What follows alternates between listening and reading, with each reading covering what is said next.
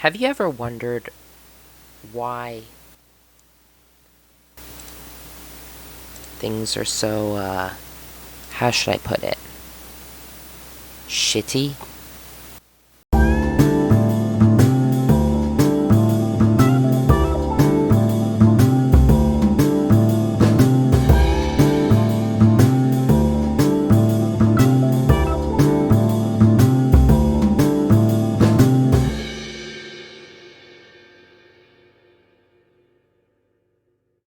You know, most people say that things aren't shitty, regardless of their political affiliation.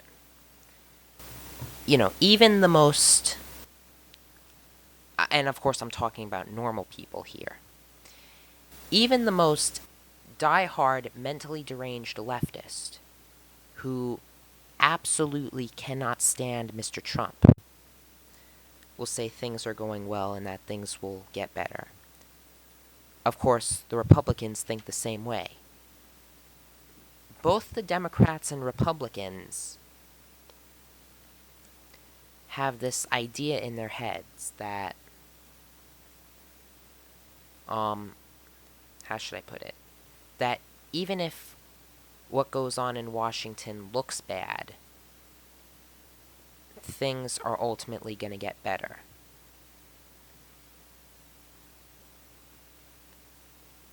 And, of course, if you're a Republican, you likely believe things are getting better because Trump is elected to office.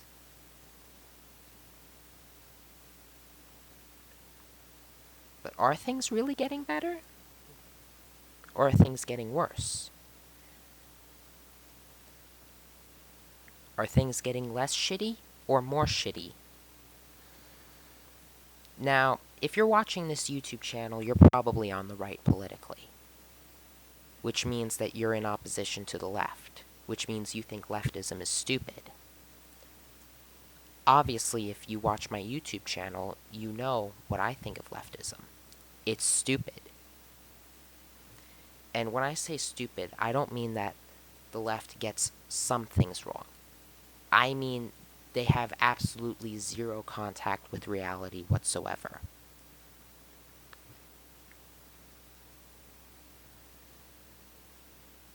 But what about the Republicans? Do they have contact with reality?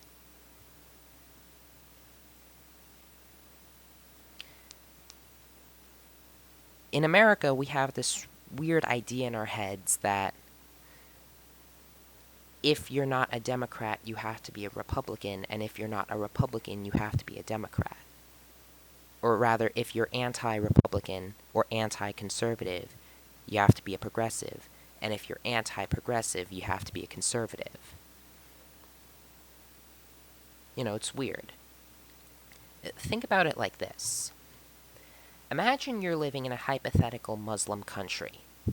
We'll call this country Mohammed Land,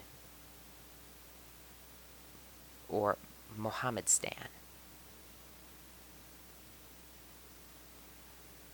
Now, you're living in Mohammedstan, and 50% of the population is Sunni, and the other 50% of the population is Shiite. And there's no other, and nobody else is of either religion. Now imagine that the government allows freedom of religion for both Sunnis and Shiites.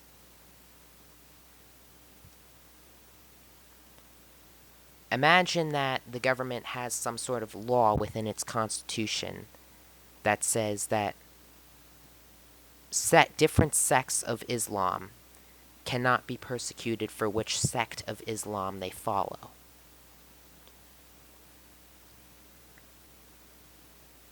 Now imagine that everyone is either a Sunni or a Shiite in this hypothetical society. And people within this hypothetical society strongly disagree with each other, strongly but politely, disagree with each other over which sect of Islam is correct. Is Shiite Islam correct, or is Sunni Islam correct? Now imagine that the vast majority of people in this society, with very few exceptions, believe that either Sunni Islam or Shiite Islam is correct because their parents or the area of the society the people in the area of the society that they were living in were either Sunni or Shiite. If you were born in a city where 99% of the people in Mohammed land, if you're born in a city in Mohammed land where 99% of people are Sunni, and your parents are Sunni, and all your friends are Sunni, and your neighbors and coworkers are Sunni, you're Sunni simply because of that reason. And you're raised as a Sunni. While other people are raised as Shiite, and they grow up in areas of Mohammed land where where everybody's Shiite. Their parents are Shiite, their friends are Shiite, their neighbors and coworkers are Shiite, and so consequently the people in the Shiite areas of Mohammed land are Shiite.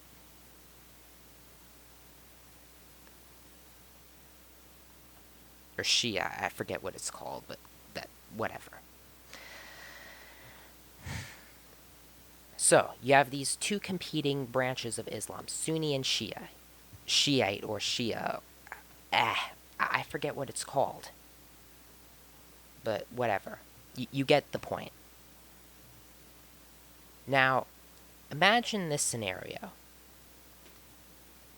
You live in a country where everyone is either Sunni or Shiite. You're allowed to be either Sunni or Shiite. But most people are either Sunni or Shiite because their parents were Sunni or Shiite. Now imagine that you grow up as a Sunni in this hypothetical society, but you have two friends within your group of friends that decide to change their religion to Sunni. The first friend, we'll call this person friend A, decides he wants to become a Shiite Muslim, and you politely disagree with him.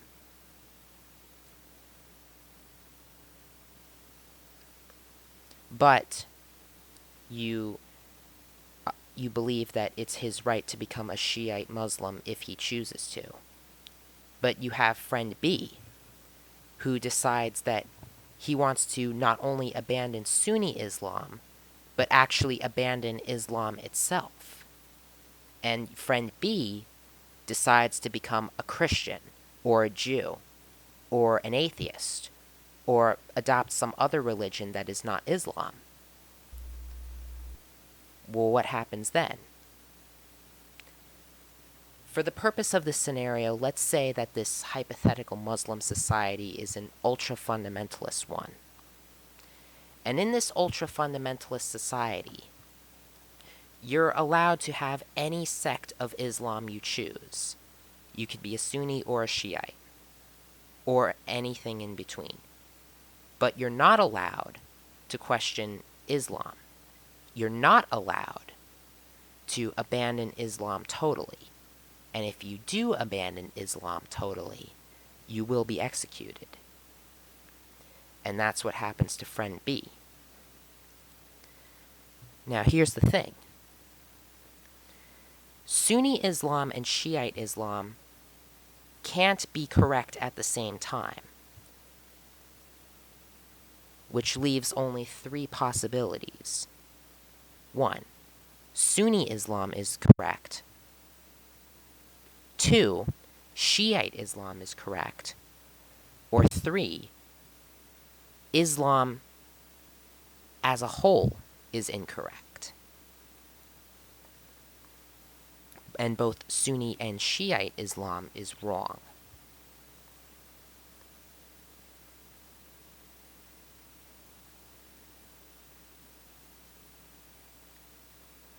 if you grew up in this hypothetical Muslim society and you were raised as a Muslim, but you believe that you have freedom of religion because you can choose what sect of Islam you have, how do you know that Islam as a whole is a lie?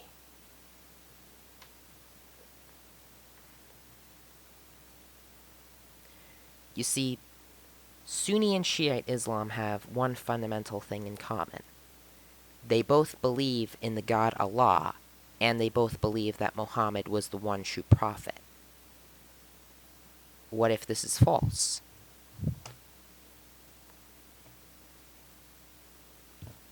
If that's false, guess what? You have to abandon Islam entirely, and you risk being executed, unless you leave the country.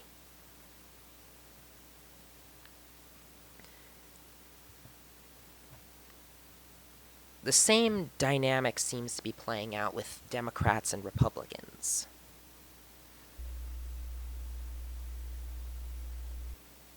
We live in a country where everyone is either a Democrat or a Republican. And if people lose faith in the Democratic Party, they make the mistake of going to the Republican Party. And if people lose faith in the Republican Party, they make the mistake of going to the Democratic Party. But what if both parties are wrong? What if both political parties are completely detached from reality? Okay. You see, even though our society claims to believe in freedom of speech and claims that you can have whatever political opinions you want, there are certain things you are not allowed to question. And if you do question them, you will be kicked out of society. And all of these things, both Democrats and Republicans not only believe but take for granted, just as in this hypothetical Muslim society that I laid out, people would have their theological differences, but everyone would take it for granted that Muhammad was the true prophet without ever questioning it.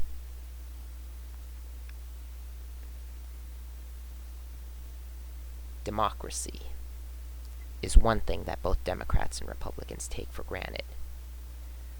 Both Democrats and Republicans accuse each other of being against democracy. But in reality, both in practice not only support democracy, but try to promote it around the world as much as possible. We are told that from a very young age, that democracy is not only a good form of government, but the best form of government, and that if we ever abandon democracy, we will have an evil dictator that will kill all the Jews, or engage in mass murder. The idea of dictatorship is purposefully painted as a bad thing by the people who indoctrinate us into believing in democracy. And we are told that it's a virtuous thing to be able to vote for representatives of a particular political party and to have multiple different political parties rather than a one-party state. Democrats and Republicans both believe in democracy as practiced in the United States today. And not only do they believe it, they take it for granted, and you're not allowed to question it. Questioning democracy, and even going as far as to suggest that we should have some sort of dictatorship, is like being in Mohammed land and wanting to convert to Judaism or Christianity. But is democracy really a good system? Is American democracy really a good system? Well, before, we've already established that leftism is bullshit. But here's the problem. Is the Republican Party really right-wing?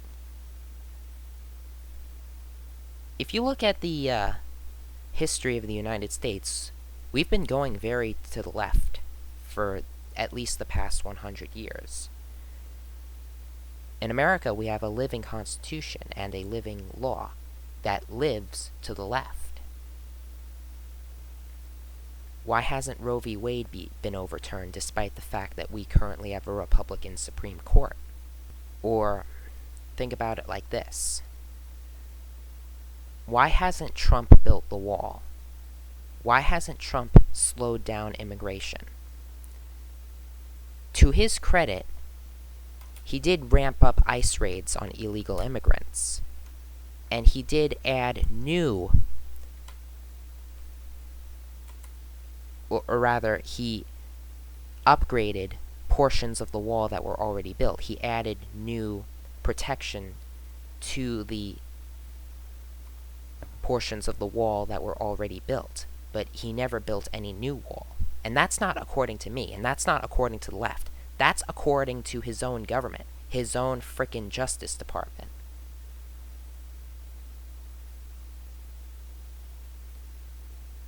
The Trump administration themselves acknowledge that they haven't built any new wall.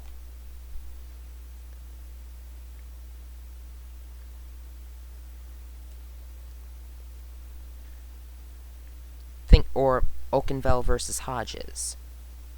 The Supreme Court ruled in favor of gay marriage, but the Supreme Court has been dominated by Republicans for decades. The party that back in 2015 was supposed to be against gay marriage. It's as if the Republican Party doesn't actually want to conserve anything. Perhaps maybe, just maybe, the party is not a party that is actually in opposition to the Democrats. It seems to operate as if it's in a conspiracy against itself. It seems to operate as if it likes... The Republican Party seems to operate as if it likes being beaten by the Democrats.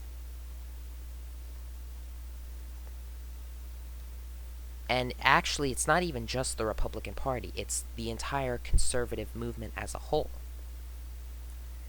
Back in 2013 or 2014, it was common among Republicans to be against gay marriage, and now most Republicans now support gay marriage. And now we're having this ridiculous debate over whether or not transgender people should be regarded as the gender that they think they are. Why is this? Is it incompetence? No. Even the most incompetent buffoon would understand that if the Republicans control the Supreme Court and they really want to undo Roe v. Wade, that they should use the Supreme Court to undo Roe v. Wade. So it can't be incompetence. So it has to be something else.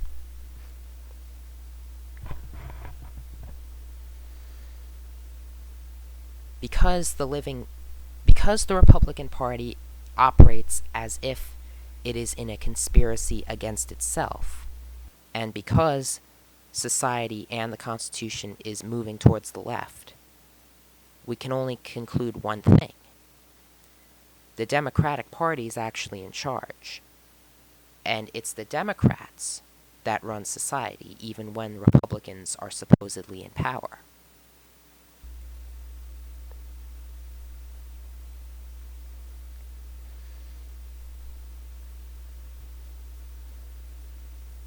So it's not really useful to model the dynamic between Republican and Democrat as a battle between two competing parties, but rather it's actually more useful, as Moldbug would put it, and yes, I've been binge reading Moldbug lately, to model politics in America as in the same way that the hierarchy of George Orwell's 1984 was modeled, with the Democrats representing the inner party, that is, the people that are actually in charge of the government, and the Republicans representing the outer party, that is, the people whose job it is to pretend to be in opposition to the Democrats, while while acting as if they're in a conspiracy against itself, so that the Democrats can remain in power even when the Republicans are officially in power. So we actually live in a one-party state, not a two-party state. And if we live in a one-party state, that means we don't really get a choice as to what regime we want to govern us. Which means democracy is a fraud, at best. So what have we established so far? 1. We've established that leftism is stupid. 2.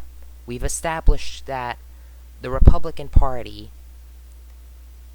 operates as if it's in a conspiracy against itself. 3. We've established that because the Republican Party operates as if it's in a conspiracy against itself, the Republican Party can never actually have political power even when it gets elected. 4. We've established that because of the other three premises, the Democrats are actually in power all the time, even when they're not elected. And because of this, we actually don't live in a democracy in the sense of being able to choose what parties we vote for. Instead, we live in a one-party state run by the Democratic Party.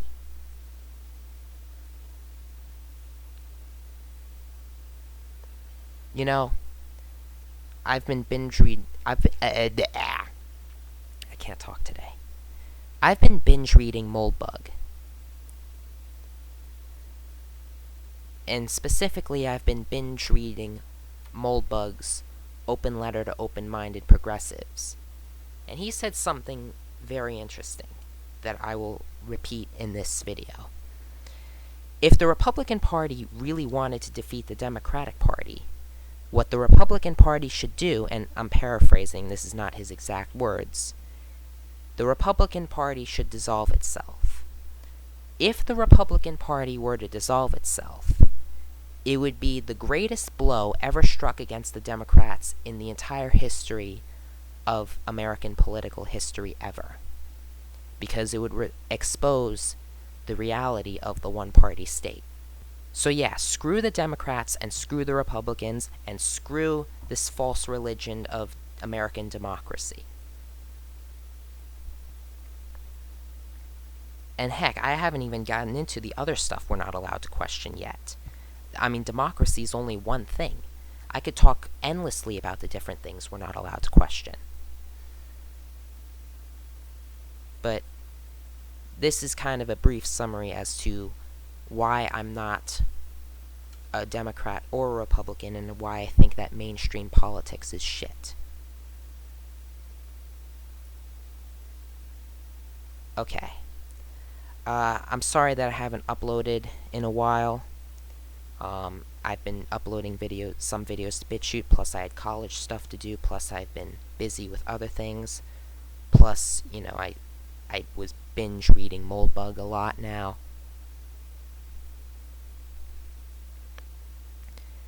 But now I'm going to try to upload videos more. Hopefully this is going to be up by Wednesday, if not Thursday. Thanks for watching. If you liked this video or agreed with anything that I said, make sure you like, comment, and subscribe. This is Wolf, signing out.